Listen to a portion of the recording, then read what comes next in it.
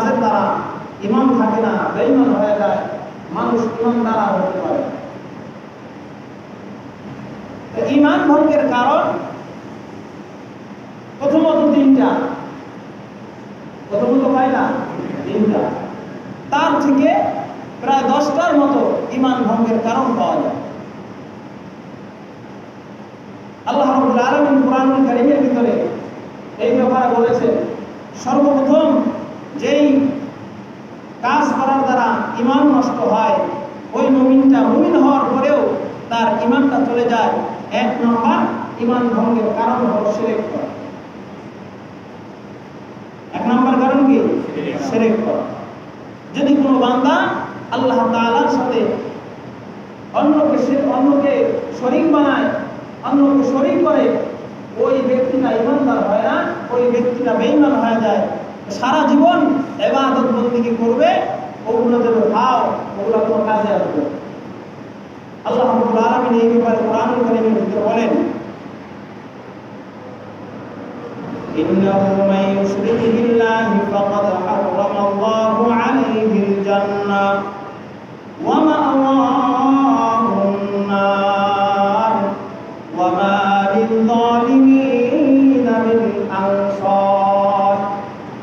আল্লাহ রাব্বুল আলামিন বান্দাকে ডাক দিয়ে বলেন, ইন্নাহু মান ইউশরিক বিল্লাহ, যে ব্যক্তি আল্লাহ তাআলার সাথে শিরক করে, যে মুশরিক হয়ে যায়, ফাকাদ হারামাল্লাহু আলাইহিল জান্নাহ, ওই ব্যক্তির জন্য আল্লাহ রাব্বুল আলামিন জান্নাতকে হারাম করেছে।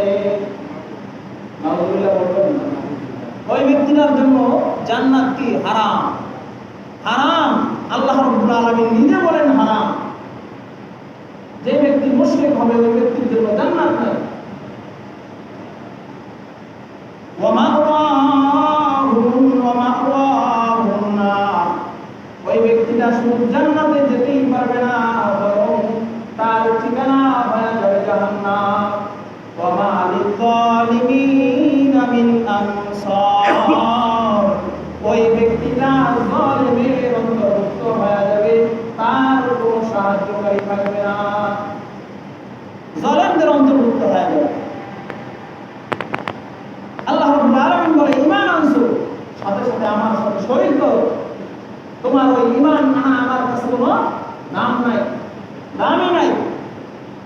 তোমার সকল আমল বরবাদ, তোমার ঠিকানা হয়ে যাবে জাহান্নাম, আর তোমার জন্য জান্নাত হারাম।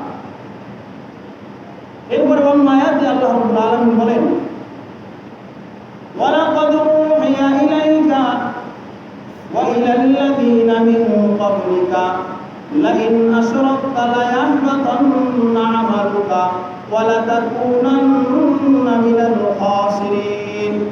আল্লাহ রাব্বুল আলামিন বলেন, ওয়ালাকাদ উহিয়া ইলাইকা ওয়া ইলাল্লাযীনা মিন ক্বাবলিকা, আল্লাহ হাবিব সাল্লাল্লাহু আলাইহি ওয়াসাল্লামকে লক্ষ্য করে বলেন, হে পয়গম্বর, আপনাকে দুনিয়ার জমিনে পাঠাইলাম, আপনার পূর্ববর্তী যারা দুনিয়ার জমিনে আসছে, যত নবী আমি পাঠাইছি, প্রত্যেক নবীকে ওহীর মাধ্যমে আমি জানিয়ে দিয়েছি, লাইন আশরাকতা লায়াহবাতান্না আমালাহুম, তারা যদি আমি আল্লাহ তাআলার সাথে শরীক করে, লায়াহবাতান্না আমালাহুম, তাদের আমল সবগুলো আমি আল্লাহ বাতিল করে দিব।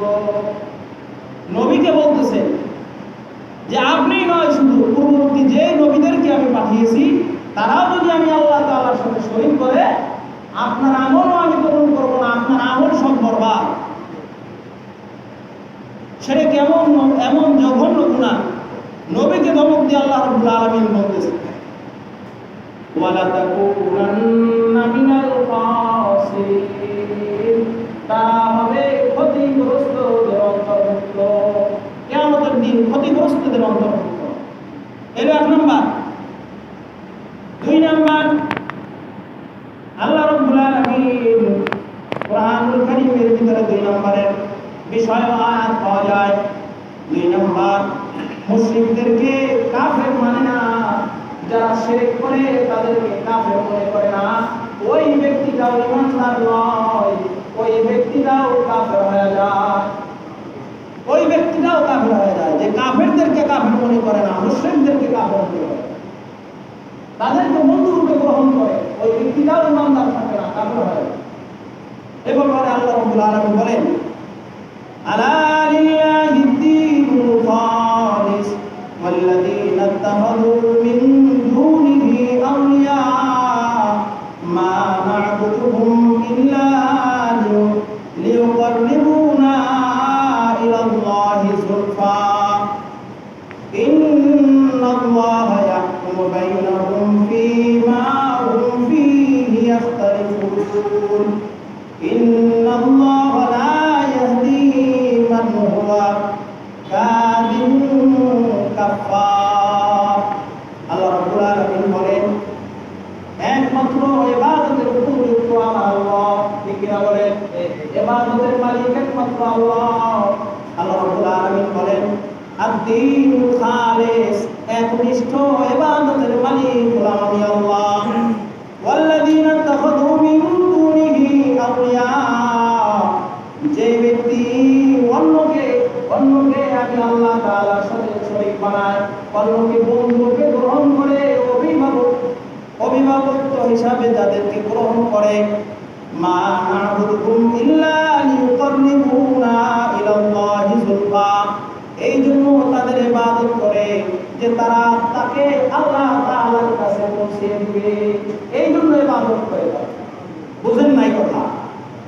স্পষ্ট ভাবে বলি, আল্লাহ রাব্বুল আলামিন বলতেছেন যে একনিষ্ঠ ইবাদতের মালিক হলাম আমি আল্লাহ, একনিষ্ঠ ইবাদতের মালিক আমি আল্লাহ।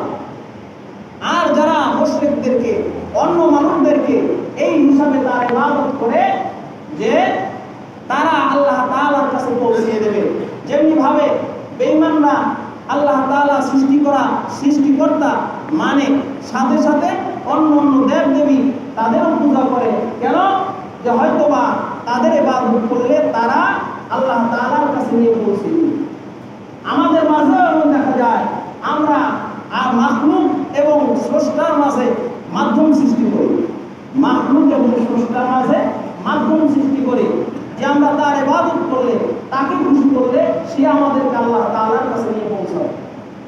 আল্লাহ রাব্বুল আলামিন বলেন, এটাও মুশরিকের অন্তর্ভুক্ত, এটাও কাফের হয়ে যাবে যদিও সে ঈমানদার হবে, যদিও সে ঈমানদার হবে। দেখা যায় বিধর্মীরা অনেক খোদা মানে, কেন? যে ওই রব, বড় রবের কাছে আমাদেরকে নিয়ে পৌঁছাবে। এই জন্য আল্লাহ রাব্বুল আলামিন বলে, না, কোনো মাধ্যমের দরকার নাই, বান্দা তোমার আমার সাথে সম্পর্ক হবে, তোমার আমার সাথে মাধ্যমের কি দরকার? কার কাছে সাহায্য চাইবা? তুমি আমি আল্লাহর কাছে সাহায্য চাও, আরেকজনের মাধ্যমে কেন তুমি সাহায্য চাইবা? আমি আল্লাহ তাআলার কাছে তুমি সম্পর্ক করো, আমি আল্লাহ তাআলার সাথে সম্পর্ক করো, তোমার আমার মাঝে সম্পর্ক হবে। এই কথাই আল্লাহ রাব্বুল আলামিন বলেন যে অন্যের ইবাদত করে আমি আল্লাহ তাআলার কাছে পৌঁছিয়ে দেব, এই জন্য অন্যের ইবাদত করে, অন্যের ইবাদত করে অন্যের কাছে সিজদা দিব, যে অন্যকে আমি খুশি করি। আমাদের মুসলমানদের ভিতরেও দেখা যায়, যদিও আমরা মুমিন দাবি করি, আসলে আমাদের ঈমান নাই। অনেকের পায়ে গিয়ে সিজদা করি, কেন? তাকে খুশি করলে আল্লাহ খুশি করে। করে কি করে না? মাজারে সিজদা করে কি করে না? না, ভুল বললাম? মুসলমান হওয়া সত্ত্বেও মাজারে সিজদা করে কি করে না? কিসের জন্য করে? ওই যে কবরওয়ালা যদি আমার উপরে খুশি হয়, আমার আল্লাহ খুশি হয়, আল্লাহর পক্ষ থেকে তার ভয়ে বারাকাত আমরা পাবো, মনে করে কি করে না? অনেক পীরের মুরিদরাও এই কাজ করে। আল্লাহ রাব্বুল আলামিন আমাদের সকলকে হেফাজত করুন, সকলে বলে আমিন। ঈমান চলে যায়, ঈমান যতই আমল করি কিনা কিয়ামতের ময়দানে ভাণ্ড খালি, পাত্র খালি, পাত্রের ভিতরে কোনো আমল নাই, কারণ আমি মুমিনের খাতাই না আমল করি। আল্লাহ রাব্বুল আলামিন আমাদের সকলকে হেফাজত করুন, সকলে বলে আমিন। আল্লাহ রাব্বুল আলামিন এই যে বললেন অন্যের ইবাদত করে একমাত্র আমার কাছে পৌঁছানোর জন্য না, একমাত্র আমার কাছে পৌঁছানোর জন্য না, ইবাদত হবে আয়াতের শুরুতেই বলেন আদ-দীনুল খালিস, একনিষ্ঠ ইবাদতের মালিক হলাম আল্লাহ।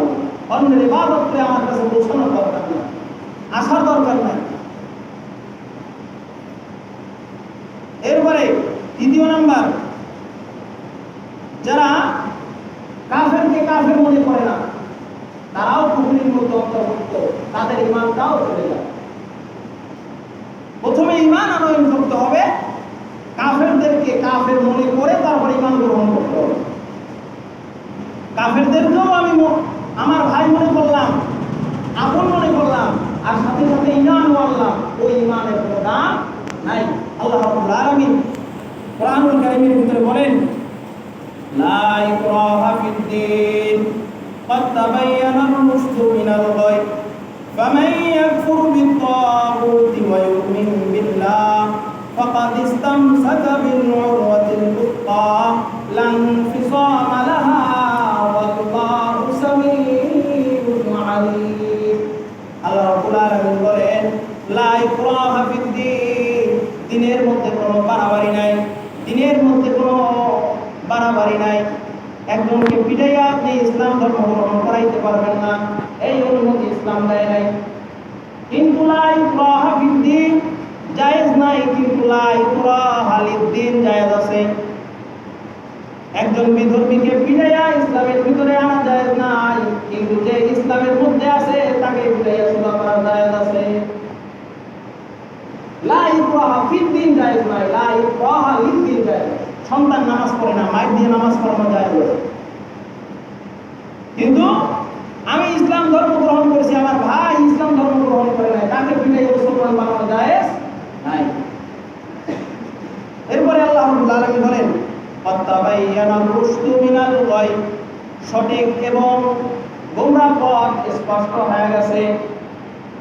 ফামান ইয়াকফুর বিত-তাগুতি ওয়া ইউমিন বিল্লাহ, যে ব্যক্তি তাগুতকে কাফের মনে করবে, তাগুতকে বেঈমান মনে করবে, এরপরে ওয়া ইউমিন বিল্লাহ, আমি আল্লাহর ইবাদত করবে, আমি আল্লাহর প্রতি ঈমান আনবে, ওই ব্যক্তিটাই হলো ঈমানদার। কাফেরকে কাফের মনে করে না, আবার ঈমানদার দাবি করে। কাফেরকে তার ভাই সাব্যস্ত করে, মুমিনের ভাই সাব্যস্ত করে, তার সাথে বন্ধুত্ব করে, তার কালচার ব্যবহার করে। কিন্তু এমন যদি করা হয়, ওই ব্যক্তিটা ঈমানদার নয়, ওই ব্যক্তিটাও বেঈমান হয়ে যায়। এর 3 নাম্বার, কাফেরকে কাফিরই মনে করতে হবে, তার সাথে কোনো সম্পর্ক নাই। হ্যাঁ, মানবিক টান ভিন্ন বিষয়, কিন্তু তার কালচার ব্যবহার করে আমি একজন ঈমানদার দাবি করবো, এটা কোনকালেও সম্ভব হবে না। এরপরে 4 নাম্বার, তাগুতের যে নির্দেশনা আছে সেটাকে ইসলামের নির্দেশনার উপরে রাখা। কাফেরদের যে নির্দেশনা, দিক নির্দেশনা আছে, ব্যবস্থাপনা আছে, সেটাকে ইসলামের নীতিমালার উপরে আনা, নীতিমালার উপরে আনা, এটা হলো ঈমানদার কাফের হওয়ার একটা কারণ। কাফেরদের কুফরি মতবাদকে যদি বিশ্বাস না করা হয়, ঈমান গেছে। এরপরে ধর্মীয় যে নীতিমালাগুলো আছে সেটাকে অন্য বেঈমান তাদের নীতিমালার উপরে বাস্তবায়ন করা, এর দ্বারাও একজন মুমিন কাফের হয়ে যেতে পারে। যেমন ইসলামী নীতিমালাগুলো কি আছে, যে আমাদের ইসলামের নীতিমালা হলো নামাজ আদায় করা, 5 ওয়াক্ত নামাজ আদায় করা। কোনো ব্যক্তিকে দেখা যায়, কোনো ব্যক্তির কথায় নামাজে আসতে বাধা দেওয়া, ওই নামাজের স্থলে তাদের নীতিমালা জায়েজ করা, তাদের নীতিমালায় সেই অনুযায়ী চালানো। এই একজন মুমিন ঈমানদার, সে একজন মুমিন, সে কাফের হয়ে যাবে, এই যদি তার মনোবাসনার ভিতরে এটা থাকে। পর্দার বিধান ইসলামের ভিতরে আছে, এটা শরিয়াতি ইসলামী আইন, কিন্তু পর্দার স্থলে আমি বেঈমান কাফেরদের মতাদর্শ, তাদের নিয়ম নীতি আমি ওই ইসলামের উপরে রাখলাম, পর্দার খেলাফে আমি আমল করলাম, ওই ব্যক্তিটাও ঈমান হয়েছে। আমল করতে পারি না সেটা হলো খুব ভিন্ন বিষয়, কিন্তু আমি বিশ্বাসই করি না, আমি ইসলামের নীতির উপরে ওই কাফেরদের নীতিকে রাখি, তার দ্বারা কি ঈমান আমাদের চলে যাবে। এই ব্যাপারে আল্লাহ রাব্বুল আলামিন বলেন, ফালা ওয়া রাব্বিকা লা ইউমিনুনা হাত্তা ইউহাক্কিমুকা ফীমা শাজারা বাইনাহুম সুম্মা লা ইয়াজিদু ফী আনফুসিহিম হারাজাম মিম্মা কাদাইতা ওয়া ইউসাল্লিমু তাসলিমা। তাসলিমা। আল্লাহ রাব্বুল আলামিন বলেন